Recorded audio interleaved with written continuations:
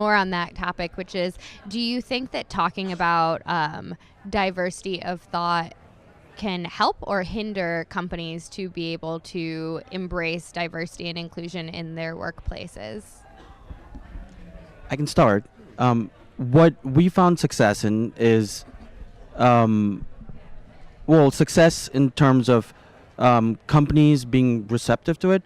There's one thing as like checking a box is what we need to do is hire diverse people, but when you actually speak about it in an economic based formula, showing that diversity of thought in a team will lead to better products or better design or better productivity, people staying here happier, longer, be more productive, and actually map those metrics to what HR recruiting organizations care about, then I think the side effect of that would be more diverse talent that's visibly diverse based on the backgrounds.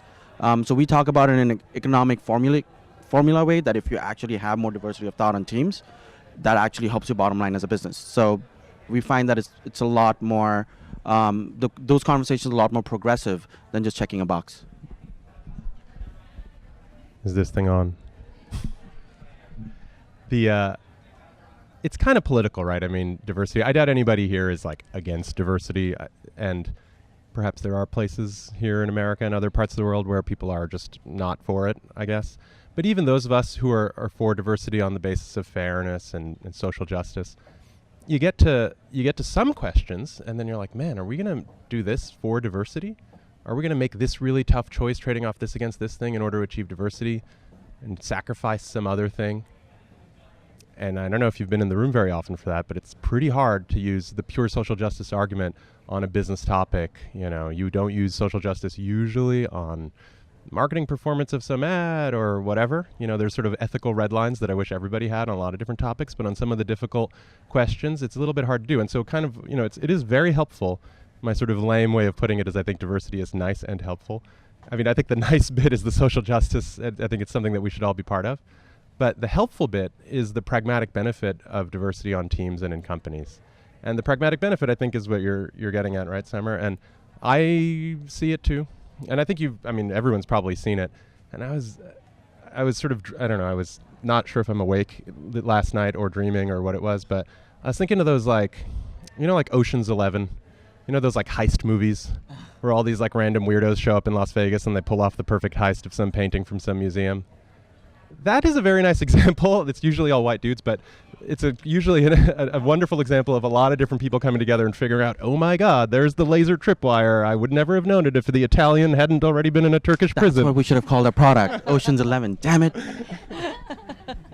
So yeah, it does work, and there's quite a significant literature on how effective it is when lots of different people come to the table, right? I mean, I assume you have that view. Yeah, no, I think I probably wanted to push back on one thing that you said a little bit, which is it's really hard to measure diversity of thought in organizations, and it is if we're looking at it from within organizations, but you can measure it socially in terms of the impact for neurodiverse populations.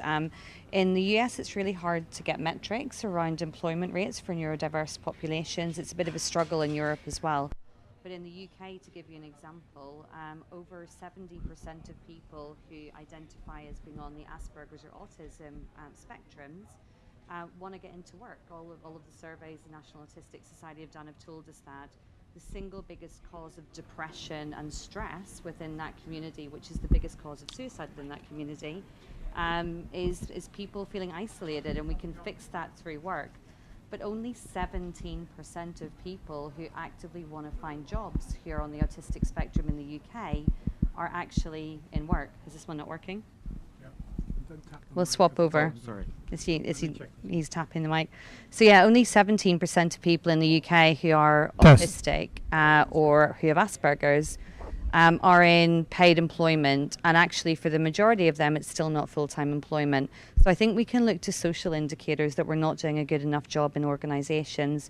We recently did a survey of the top 100 organisations in the UK, and it was really sad. What we found there was that over 90% of respondents, as you'd expect, came back, and these are senior directors of HR and resourcing, came back and said, of course, D&I was a top priority for their company, and they had huge D&I programs that sat against it. That same group of people, when we asked them about neurodiversity, they said that less than 6% of them had even talked about it, and they hadn't even audited their hiring processes to check if they were actively discriminating against people who were neurodiverse. And how many of us have hiring processes that are built on glib things like collaboration and teamwork as being essential requirements for roles, which naturally rule out many people who sit within those spectrums. So I think there are indicators that we can point to, and there's an emerging set of data that tells us we're not doing a good enough job generally on non-visible D&I.